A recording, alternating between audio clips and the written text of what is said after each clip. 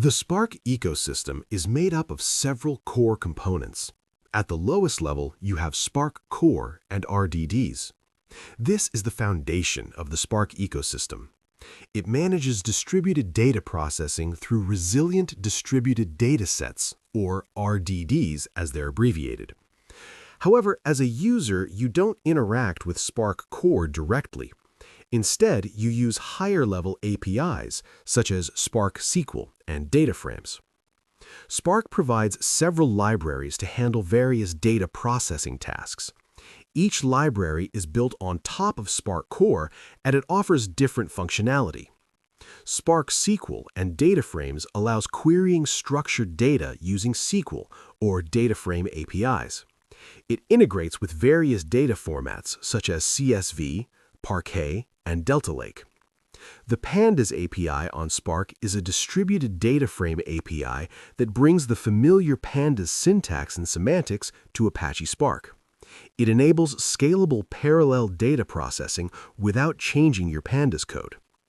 Spark Streaming handles real-time data processing using microbatching. It can ingest data from sources like Kafka, socket streams, or files. MLlib is Spark's machine learning library with tools for classification, regression, clustering, and recommendation. PySpark is the Python API for Apache Spark. It allows you to write Python code while Spark handles the distributed execution under the hood. This makes Spark accessible to engineers and data scientists who prefer Python. Spark also has APIs that support SQL, Scala, Java, and R in addition to Python. There are two core data structures in Spark for distributed processing that I want to discuss. RDDs, or Resilient Distributed Data Sets as they're abbreviated, and Spark data frames. Let's compare them feature by feature. The API level describes how much abstraction an API provides over the underlying execution. Low-level APIs give you fine-grained control. High-level APIs let you declare what you want, and the execution engine figures out how to execute it most efficiently. RDDs offer a low-level functional API. You explicitly chain operations like map, filter, and reduce, so you essentially control every step of the execution. Data frames provide a high-level declarative API. You express what transformations you want, such as select, group by, or join, and then Spark determines how to run them. Typing in this context means how strictly your Spark data structure enforces and exposes data types and schemas.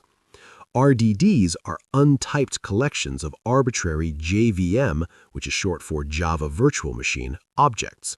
There's no enforced schema or column names. Data frames, on the other hand, are schema-based. They're arranged like tables in a relational database consisting of columns and rows.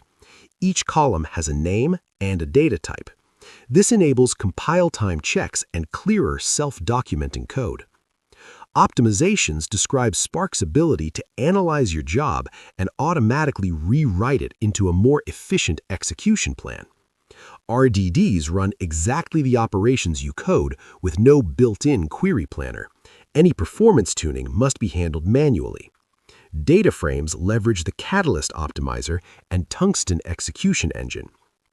Ease of use refers to how much boilerplate and manual wiring you write versus how concisely you can express common data operations. RDDs tend to be more verbose. Common workflows require writing a lot of boilerplate to handle parsing, error handling, and coordination between steps. Data frames use a concise syntax. Routine ETL and analytics tasks can be expressed in just a few lines of code. Performance describes how efficiently each data structure executes typical workloads, especially for table-oriented tasks. RDDs can be efficient for custom record-by-record processing, but they generally run slower on table-oriented workloads.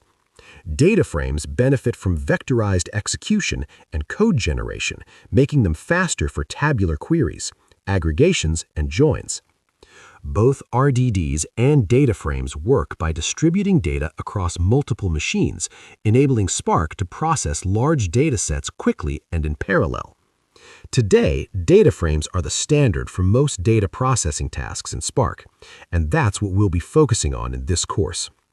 RDDs will be outside of the scope for this course because modern Spark development has largely shifted to the more powerful and optimized data frame for almost every ETL, analytics, or machine learning pipeline. Data frames are faster, safer, and easier to write than RDDs. There is another data structure that I haven't covered, which is known as the dataset. This is mainly used in Scala and Java workloads and not in Python, and that's why I've chosen not to discuss it.